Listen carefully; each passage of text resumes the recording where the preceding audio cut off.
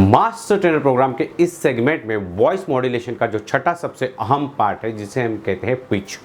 Pitch जो होता है वो बहुत ज़रूरी होता है एक ट्रेनर के लिए, एक स्पीकर के लिए वाइल यूजिंग, क्योंकि पिच जो होता है इसका कैलकुलेशन तभी ये नामान कभी पैरामीटर यूज़ किया जाता है जब आपके वॉल्यूम्स में चढ़ाव या उतार आता है। लेकिन बहुत बार एक पर्टिकुलर वक्त पे अगर आपका आवाज़ में काफ़ी चढ़ाव आ गया तो श्रिलनेस, कर्कशता आने की बहुत पॉसिबिलिटी रहती है। तो सेकेंड थिंग, आपकी उतार चढ़ाव में आपकी फीलिंग का रिफ्लेक्शन भी होता है। But remember one thing, pitch जो है इसके लिए आपको अपने वॉइस को ट्रेन करना बहुत ज़रूरी है।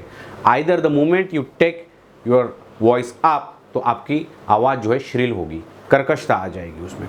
Second thing, everything depend upon the vocal construction of year.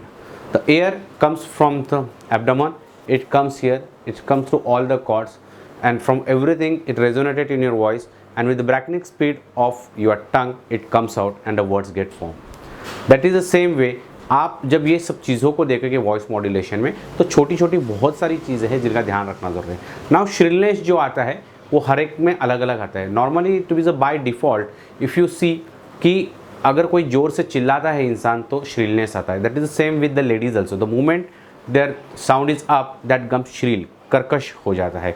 दिट is nothing related with jokes but it is their construction of the vocal is done like that. Now that shrillness में क्या होता है कि मैं कुछ एग्जांपल करता हूँ। मुझे मेरे एक दोस्त है अवी, अगर उन्हें पुकारना है तो मैं उन्हें मेरे पिच को मेंटेन करते हुए मैं पुकारूंगा अवी को और धीरे धीरे मेरा वॉल्यूम बढ़ाऊंगा। और सेकेंड पार्ट में जब मैं बताऊँ कि विदाउट यूजिंग पिच किस तरह से अवी का नाम सुनेगा। नाउ मैं अवी को पुकारता हूँ 3 अलग अलग स्टेप्स में। अवी, अवी, अवी, 3 स्टेजेस में धीरे धीरे मेरे वॉइस को बढ़ाते हुए मैंने अवी को पुकारा है। Now I maintain my pitch here.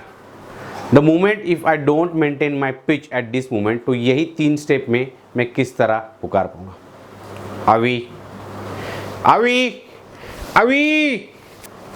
You see the shrillness, तनाव आप महसूस करोगे। तो आपके वॉइस को मेंटेन करना बहुत ज़रूरी है। तो वॉइस मॉड्यूलेशन पिच जो होता है जो महत्वपूर्ण भूमिका होती है। फॉर एग्जांपल मैं आपको बताता हूँ कि आप कोई इंपॉर्टेंट पॉइंट के बारे में बता रहे हो, इंपॉर्टेंट पॉइंट डिस्कस कर रहे हो, एक पर्टिकुलर पॉइंट को आपको रेज करना है और दैट पर्टिकुलर पॉइंट पे अगर आपकी आवाज़ अगर श्रिल हो जाती है, अगर पिच मेंटेन नहीं हो पाता है तो possibility the impact of that words और सेंटेंस पूरी तरह निकल जाएगा। तो आपको पिच मेंटेन करना बहुत ज़रूरी है। और जैसा मैंने कहा कि वॉइस मॉड्यूलेशन में पिच मेंटेन करने के लिए आपको बहुत सारी वॉइस कल्चर एक्टिविटीज़ करनी पड़ेगी जो आपको हेल्प करेंगी टू मेंटेन योर पिच।